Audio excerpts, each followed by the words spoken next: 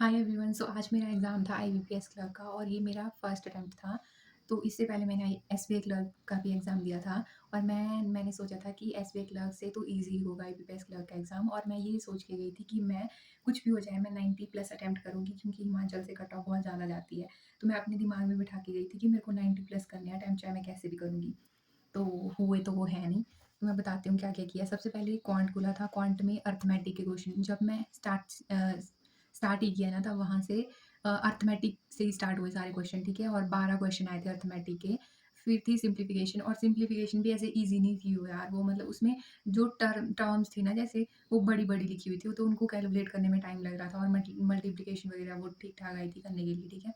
10 question थे शायद simplification के। फिर थी 2 डीआई, एक डीआई थी कीवी और पाम वाली, उसमें तो डाटा सिंपल दे रखा था और वो करना था। पर यार उस इसके क्वेश्चन थे ऐसे कि जैसे ये नहीं होता कि ये कितना परसेंट है इसका, this value is how much percent more और लेस देन दिस वैल्यू।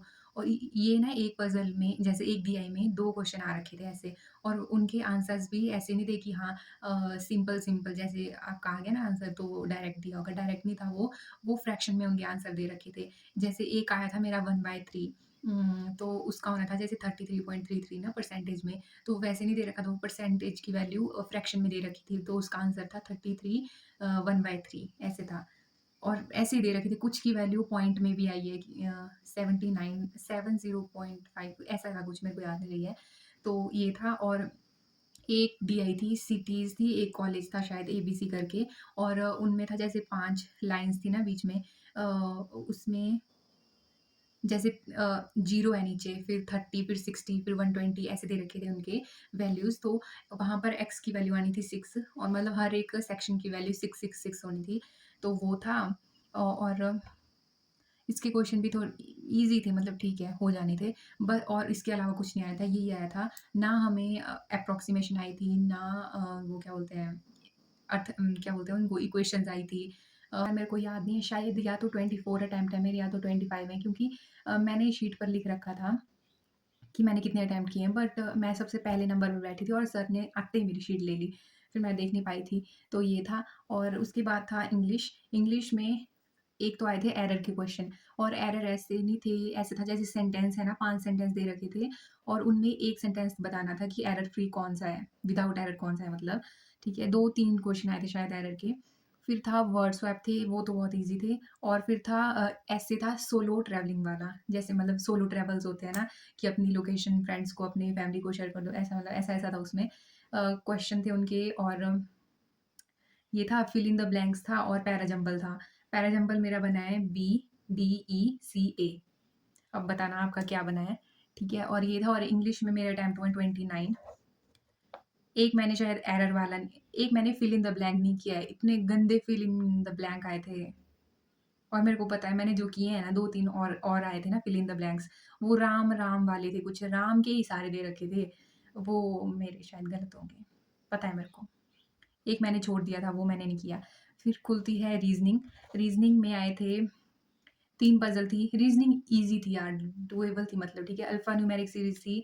और हाँ, पिछली वीडियो में पूछा था कि अल्फ़ा न्यूमेरिक ऐसे स्क्रॉल करने को थी, तो नहीं थी, आज मैंने ध्यान से देखा है।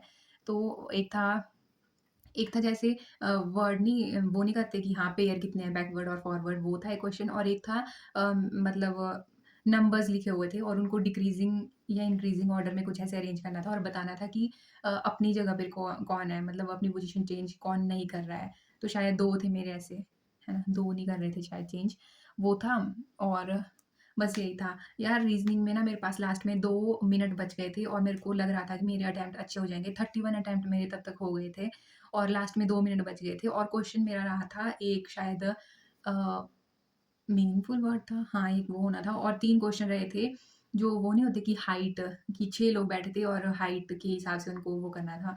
और यार वो पता नहीं क्या हुआ, मैंने प्रेशर में पता नहीं गलत मैंने वो लिख दी उसकी, गलत मैंने नोट कर दी कंडीशन की, क्या हुआ, मैंने 2, 3, 4 बार वो सॉल्व किया, पर मेरा नहीं हुआ। और मेरे को ये हिम्मत भी नहीं हो रही थी कि मैं ऊपर देखूँ फिर से, और फिर से देखूँ कि मैंने कोई गलत कंडीशन तो नहीं लिख दी है, क्योंकि इतना टाइम था ही नहीं। फिर लास्ट में 50 सेकंड बचे, 40, 40, 30, मेरा वो बना नहीं, फिर मैंने छोड़ दिया, वो नहीं हुआ।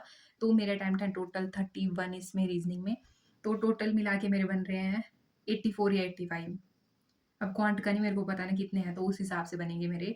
तो मतलब 80 प्लस तो हैं, पर कोई फ़ायदा नहीं है क्योंकि हिमाचल से लास्ट ईयर कट ऑफ 86 गई थी और मेरा अटेम्प्ट 85 भी नहीं है, 84 है शायद। आप बताना आपको कैसी लगी ये वाली शिफ्ट और कहाँ से आपने फ़िल किया है और कितने आपके अटेम्प्ट हैं, ठीक है? तो यही है, शायद यार कट ऑफ कम हो जाए इस बार क्योंकि मेरे को ईज़ी बिल्कुल भी नहीं लगा ये एग्ज़ाम, सच्ची बताऊँ। मैंने सोचा था कि एसबीआई क्लर्क से तो ईज़ी होगा ही, पर मेरे को तो एसबीआई क्लर्क से भी ये कई गुना अच्छा लगा। तो बस यही है और बताना आप भी, शेयर करना अपने स्कोर, ठीक है?